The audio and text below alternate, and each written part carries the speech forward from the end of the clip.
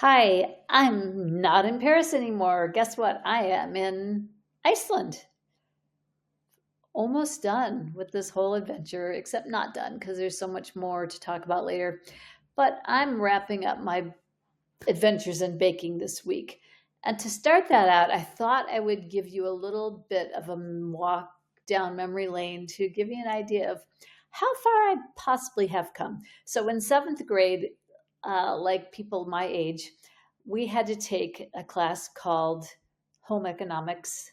Now, everyone had to take it, not just the girls, so at least this was a step up. But in that class, we learned cooking and sewing.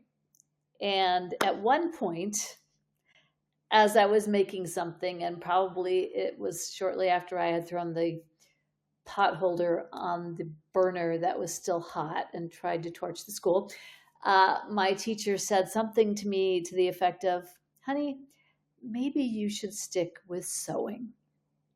And I did for a long time, and I got good at sewing, but I did not get good at cooking, and I still hate it.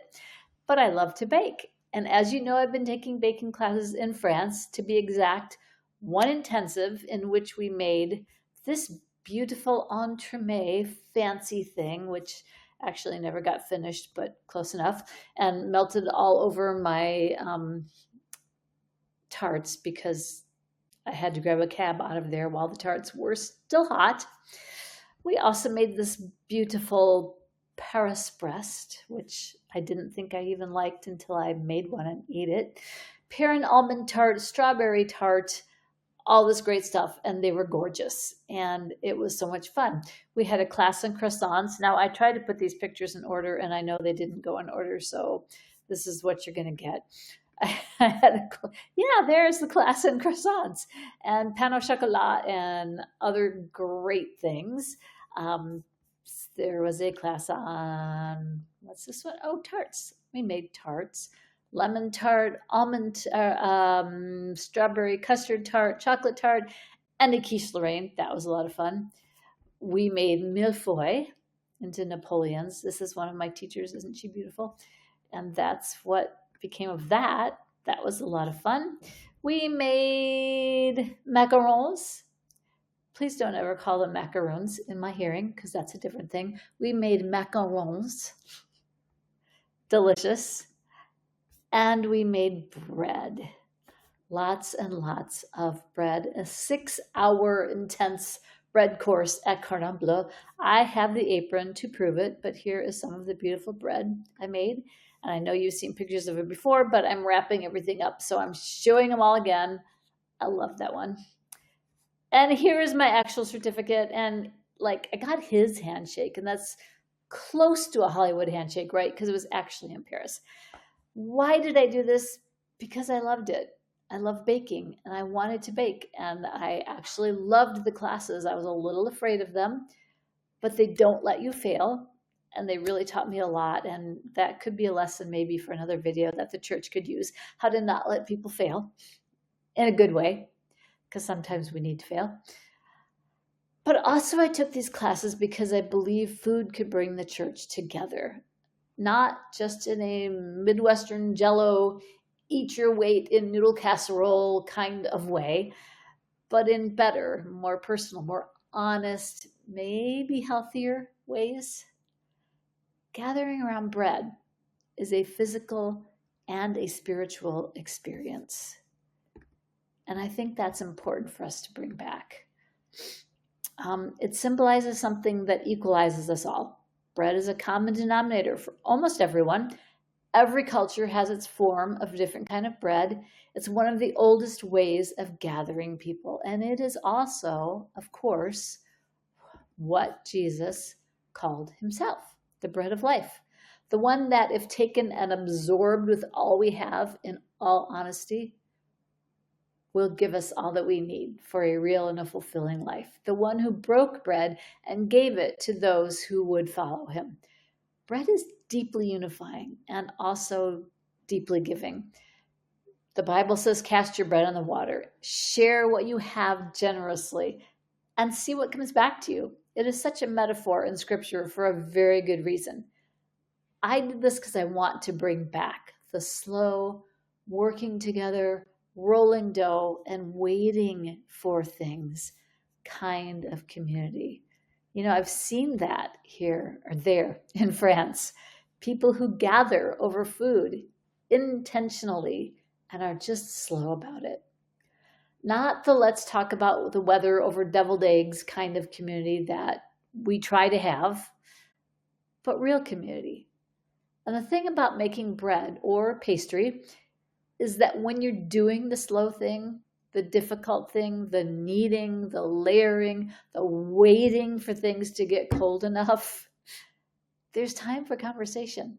There's time for dreaming. There's time for imagining and hoping and listening to vulnerability because your eyes are elsewhere.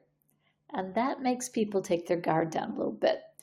That is why I am calling this baking as resistance, because when we deliberately cultivate community based on honesty and an in-depth curiosity about what Jesus said and did, we are building resistance to the empire that would divide us.